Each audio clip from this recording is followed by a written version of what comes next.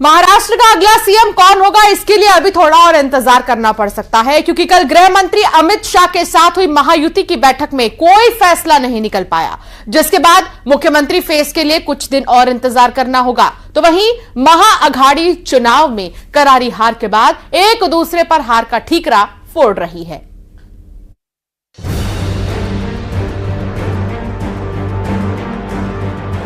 महाराष्ट्र का मुख्यमंत्री कौन होगा, इस पर अभी भी सस्पेंस बरकरार है।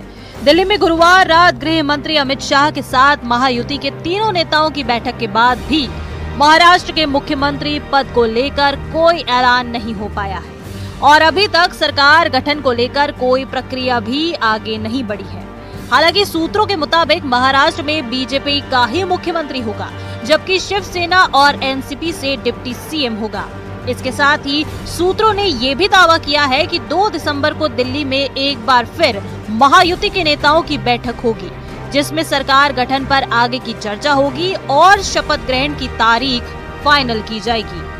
सूत्रों के मुताबिक 5 दिसंबर को मुंबई के आजाद मैदान में शपथ ग्रहण समारोह हो सकता है, जिसमें सीएम और 2 डिप्टी सीएम के अलावा 18 मंत्रियों को शपथ दिलाई जाएगी।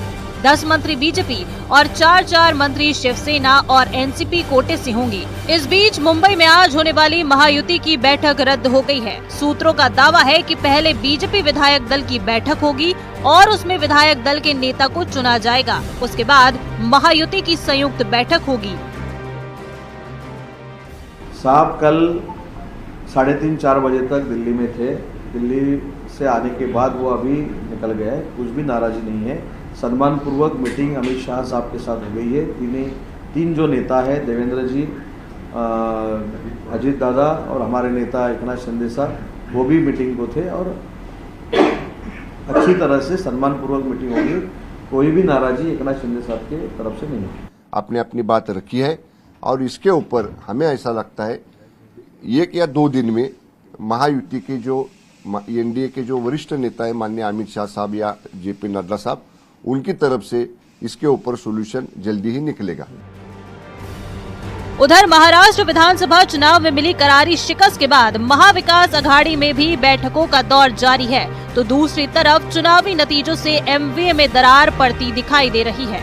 उद्धव गुट के नेता अंबादास दानवे ने हार का ठीकरा सीधे कांग्रेस पर फोड़ दिया है और कांग्रेस के अति आत्मविश्वास को हार की वजह बताया। उद्धव ठाकरे साहब का चेहरा घोषित हुआ होता तो उनके द्वारा कोरोना काल के संकट समय में किए गए काम लोगों ने देखे हैं और बहुत सारी चीजें हैं, लेकिन अब